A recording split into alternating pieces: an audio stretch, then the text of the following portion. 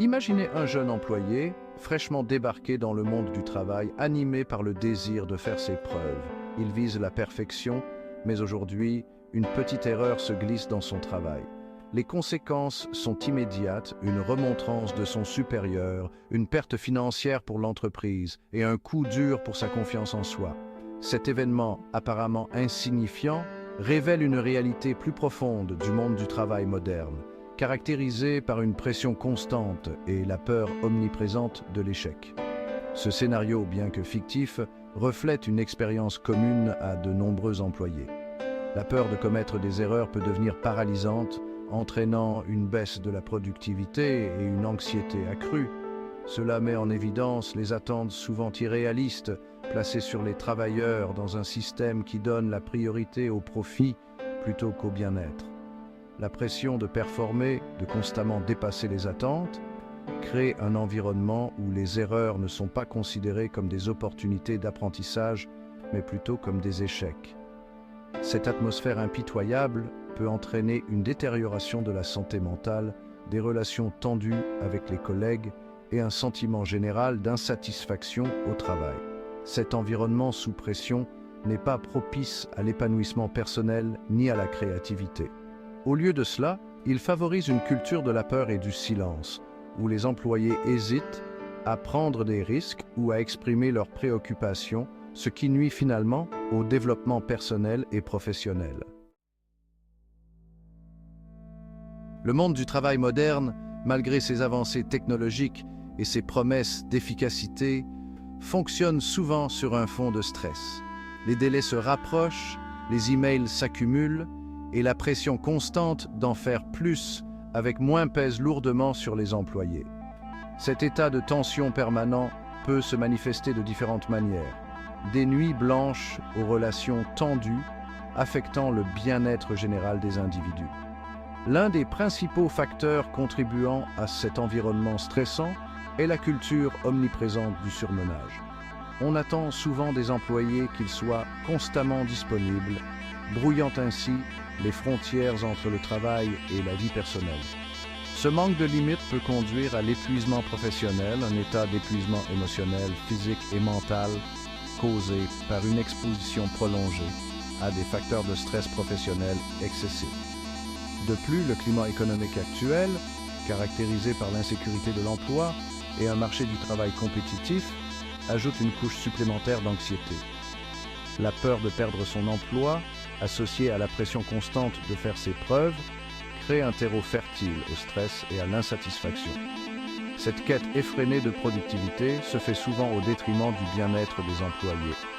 Les entreprises doivent reconnaître les effets néfastes d'un environnement de travail stressant et donner la priorité à la santé mentale et physique de leurs employés afin de favoriser une expérience de travail plus durable et plus épanouissante. La recherche de la sécurité financière est souvent considérée comme la principale motivation pour travailler. Nous sommes conditionnés à croire qu'un emploi stable, un revenu régulier et un style de vie confortable sont les clés du bonheur. Cependant, cette poursuite incessante de la richesse matérielle néglige souvent le besoin humain fondamental de trouver un but, une connexion et un épanouissement. Bien que la stabilité financière soit indéniablement importante, elle ne doit pas être confondue avec le bonheur. Le vrai bonheur découle d'un sentiment d'utilité, de relations significatives et d'expériences qui enrichissent nos vies. La poursuite des biens matériels, bien que tentante, peut devenir un cycle sans fin de désir et d'insatisfaction. De plus, la croyance que la sécurité financière équivaut au bonheur ignore la réalité des inégalités économiques et les obstacles systémiques qui empêchent de nombreuses personnes d'atteindre la stabilité financière. Des facteurs tels que la discrimination, le manque d'accès à l'éducation et l'inégalité des chances créent des obstacles importants pour les personnes issues de communautés marginalisées. Au lieu d'assimiler le bonheur à la réussite financière, nous devrions nous efforcer de créer une société qui valorise le bien-être, les liens sociaux et un travail porteur de sens. Cela nécessite un changement de perspective, passant d'une culture de la consommation et de l'individualisme à une culture de l'empathie, de la collaboration et de la prospérité partagée. Beaucoup de gens consacrent leur vie à gravir les échelons de l'entreprise, croyant qu'atteindre le sommet leur apportera le bonheur. Ils sacrifient leur temps, leur passion et leurs relations à la poursuite d'un salaire plus élevé, d'un titre plus prestigieux ou d'un bureau plus grand. Cependant, cette quête incessante de validation externe les laisse souvent vides et insatisfaits. La poursuite de la richesse et du statut peut devenir une dépendance, un cycle sans fin de désirs incessants. Il y aura toujours un autre échelon à gravir, un autre objectif à atteindre, une autre possession à acquérir. Cette quête constante peut nous empêcher d'apprécier le moment présent et de trouver la joie dans les choses simples. De plus, les biens matériels et les réussites professionnelles sont des sources de bonheur éphémères. Le véritable épanouissement vient de l'intérieur, de la construction d'un but dans la vie, de l'entretien de relations significatives et de la participation à des activités qui nous apportent de la joie. Il s'agit de trouver un sens et un but au-delà des limites de nos carrières.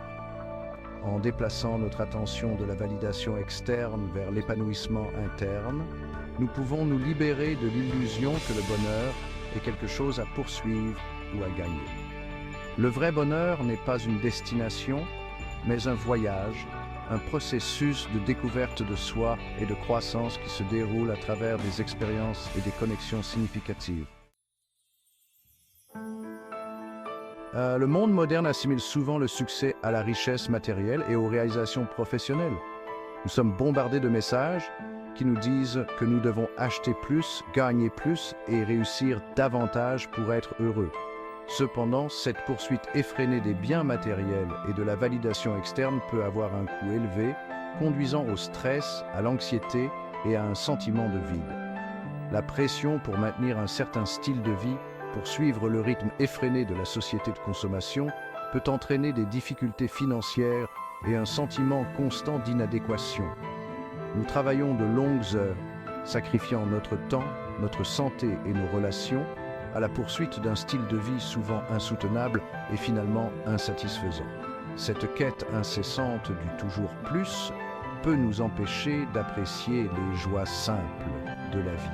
Nous devenons tellement concentrés sur ce qui nous manque que nous ne remarquons pas l'abondance de beauté, d'amour et de connexion qui nous entourent. Le vrai bonheur ne se trouve pas dans l'accumulation de biens ou la poursuite du statut social. Il se cultive à travers les expériences, les relations et un sentiment d'utilité qui va au-delà du monde matériel. Il s'agit de trouver la joie dans le moment présent et d'apprécier la beauté de la simplicité. Le véritable épanouissement dans la vie ne se définit pas uniquement par nos carrières ou nos comptes en banque. Il s'agit de trouver un but et un sens à notre quotidien, de nourrir nos passions et de nous connecter à quelque chose de plus grand que nous. Une façon de cultiver l'épanouissement est de se consacrer à des activités qui nous apportent de la joie et nourrissent nos passions. Ces passions peuvent aller de la peinture, l'écriture ou la musique au bénévolat dans nos communautés, en passant par le temps passé dans la nature ou simplement la connexion avec nos proches. Établir des liens sociaux solides est également crucial pour notre bien-être et notre bonheur. Passer du temps de qualité avec nos proches, entretenir nos relations et construire une communauté solidaire peuvent nous procurer un sentiment d'appartenance et de raison d'être. Enfin, trouver l'épanouissement implique souvent de se connecter à quelque chose de plus grand que soi. Cela peut passer par des actes de gentillesse, une contribution à nos communautés ou simplement par l'appréciation de la beauté et de la splendeur du monde naturel. En déplaçant notre attention des biens matériels et de la validation externe vers les expériences, les relations et la recherche d'un but, nous pouvons nous libérer de l'illusion que le bonheur est quelque chose qui se gagne ou s'acquiert. Le vrai bonheur est un état d'esprit, un mode de vie qui se cultive par des choix conscients et un engagement à vivre en accord avec nos valeurs.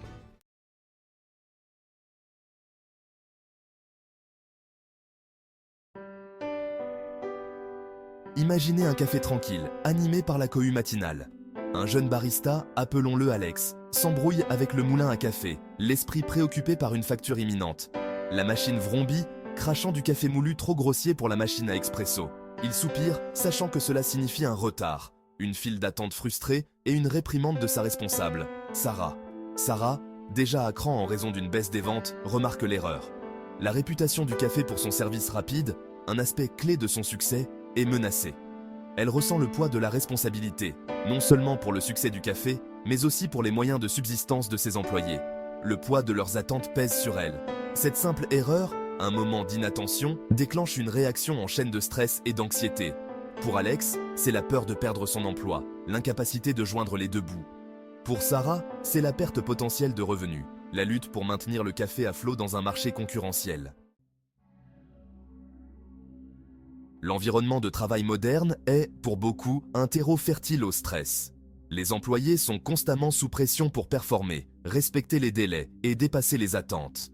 La peur de l'échec, d'être remplacé dans un marché du travail concurrentiel, est omniprésente. Les employeurs, quant à eux, sont confrontés au défi de la gestion d'une entreprise dans une économie imprévisible. Ils portent le poids de la responsabilité de leurs employés, du succès de leur entreprise. La peur de l'instabilité financière, de décevoir leur équipe, est une compagne constante.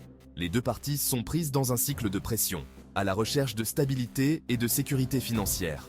Cette quête constante crée un climat d'anxiété, un sentiment de ne jamais en faire assez, d'être toujours sur le qui-vive. Mais cette poursuite incessante du succès professionnel est-elle vraiment la voie du bonheur ? Le marché du travail ressemble souvent à une course effrénée, où chacun se bat pour un nombre limité de récompenses. Nous sommes conditionnés à croire que le succès est un chemin linéaire. Gravir les échelons de l'entreprise, gagner un salaire plus élevé, atteindre un sentiment de valeur personnelle. Cette quête de validation externe nous enferme dans un cycle de comparaison et de compétition. Nous mesurons notre estime de soi par rapport aux réalisations des autres, alimentant un sentiment d'inadéquation et de mécontentement. La pression de suivre le rythme, de toujours aspirer à plus, nous laisse un sentiment de vide et d'insatisfaction. L'ironie est que cette poursuite effrénée du toujours plus nous détourne souvent de ce qui compte vraiment.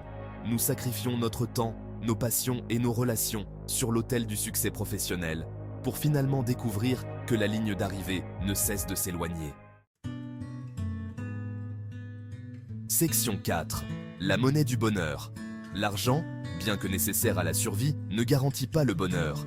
Il peut apporter confort, sécurité et accès à des expériences, mais il ne peut pas acheter le vrai contentement. Le bonheur, semble-t-il, est une monnaie d'un genre différent. Le véritable épanouissement découle de la poursuite de nos passions, de l'entretien de nos relations et de la recherche d'un sens à notre vie quotidienne. Il s'agit de se connecter à quelque chose de plus grand que soi, de contribuer à nos communautés et de trouver de la joie dans les choses simples. L'environnement de travail, bien qu'il nous permette de subvenir à nos besoins financiers, peut souvent nous distraire de ces quêtes essentielles. Les longues heures, la pression constante et les listes de tâches sans fin peuvent nous laisser épuisés et déconnectés de ce qui compte vraiment. Section 5. Au-delà de l'illusion. L'idée que notre succès professionnel est directement proportionnel à notre bonheur est une illusion. Si une carrière épanouissante peut contribuer à notre bien-être général, elle ne doit pas se faire au détriment de notre santé, de nos relations ou de nos passions. Nous devons remettre en question le discours sociétal qui assimile la réussite professionnelle à l'estime de soi. Nous sommes plus que nos titres professionnels, nos salaires ou nos positions dans la hiérarchie de l'entreprise. Notre valeur réside dans notre humanité, notre capacité d'amour, de compassion et de connexion. Le vrai bonheur réside dans le fait de se libérer de l'illusion de la course effrénée et de définir le succès selon nos propres termes. Il s'agit de donner la priorité à notre bien-être, de cultiver nos passions et de trouver de la joie dans le moment présent. Section 6. Une nouvelle perspective. Il est peut-être temps de réévaluer notre relation au travail. Au lieu de le considérer comme la seule source de notre identité et de notre bonheur, nous pouvons commencer à le voir comme un aspect d'une vie plus épanouissante. Nous pouvons rechercher des carrières qui correspondent à nos valeurs, qui nous permettent d'utiliser nos compétences et nos talents au service de quelque chose qui a du sens pour nous. Nous pouvons aspirer à un meilleur équilibre entre vie professionnelle et vie privée, donner la priorité à notre bien-être et prendre du temps pour les choses qui nous apportent de la joie. Le chemin du bonheur n'est peut-être pas linéaire et il ne se trouve certainement pas dans un état constant d'efforts et de stress. Il s'agit plutôt de trouver le contentement dans le moment présent, de cultiver nos passions et de nous connecter à quelque chose de plus grand que nous.